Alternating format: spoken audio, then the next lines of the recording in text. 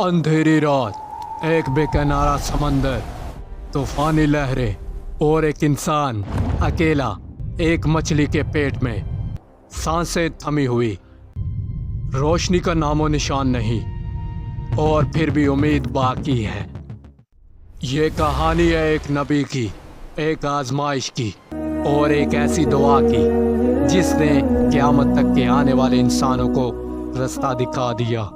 रामिश लतीफ़ राजा की जानिब से तमाम नाजरीन को अस्सलाम वालेकुम।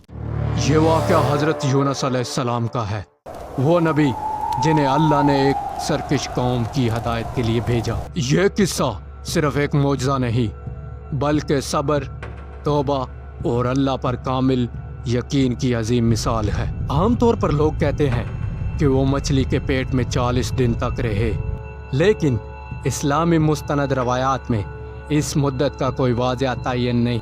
असल हकीकत इस वाक़या की रूह में है, ना कि दिनों की गिनती में। आइए इस हैरत अंगेज सफ़र को करीब से देखते हैं। एक बस्ती नैनवा, जहाँ लोग गुमराही में डूबे हुए थे।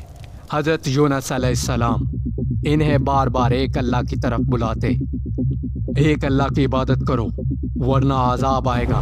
लेकिन लोग हंसते, मजाक उड़ाते, इनकार करते। दिन गुजरते गए, महीने बीत जाते हैं। यूनुस अलैहिस्सलाम के दिल में दर्द बढ़ता जाता है।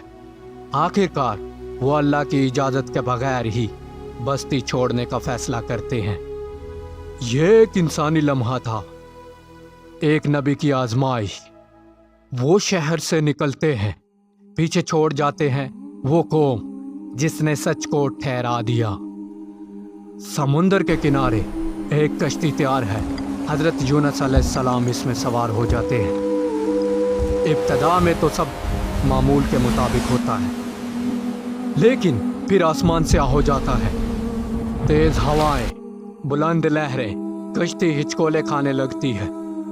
लोग खौफजदा हो जाते हैं। किसी ने कहा यह तूफान किसी गुनाहगार की वजह से आया है, हमें करार डालना चाहिए। करार डाला जाता है और एक नाम आता है यूनुस का। दोबारा करार डाला जाता है, फिर भी वही नाम, तीसरी बार भी वही नतीजा। यूनुस अलैहिस्सलाम समझ जाते हैं ये अल्लाह का फैसला है। वो खामोशी से खड़े हो जाते हैं और खुद को समंदर के हवाले कर देते हैं। पानी की गहराई, अंधेरा और अचानक एक बड़ी मछली इन्हें निगल लेती है। अब वो 3 अंधेरों में है, रात का अंधेरा, समंदर का अंधेरा और मछली के पेट का अंधेरा। ये लम्हा इंतहाई कठिन है। कोई रास्ता नहीं, कोई मदद नहीं, सिर्फ एक रब और एक बंदा। यहाँ हज़रत यूनुस अलैहिस्सलाम को अपनी गलती का, अपनी खता का एहसास होता है। वो समझते हैं कि इन्हें अल्लाह के हुक्म का इंतज़ार करना चाहिए था। मछली के पेट के अंदर खामोशी है, लेकिन इस खामोशी में एक आवाज़ गूंजती है, एक दुआ जो दिल की गहराइयों से निकलती है। ला इलाहा इल्ला अंता सुबहानका इन्नी कुन्तु मिनज़्ज़ालिमीन।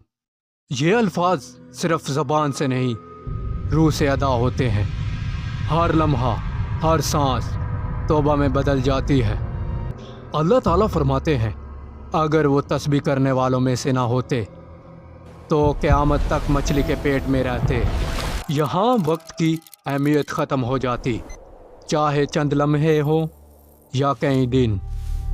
असल चीज़ है बंदे का अल्लाह से ताल्लुक़। और फिर वो लम्हा आता है जब अल्लाह ताला का हुक्म सादर होता है। मछली सतह समंदर की तरफ बढ़ती है और एक ही झटके के साथ हज़रत यूनुस अलैहिस्सलाम को साहिल पर फेंक देती है।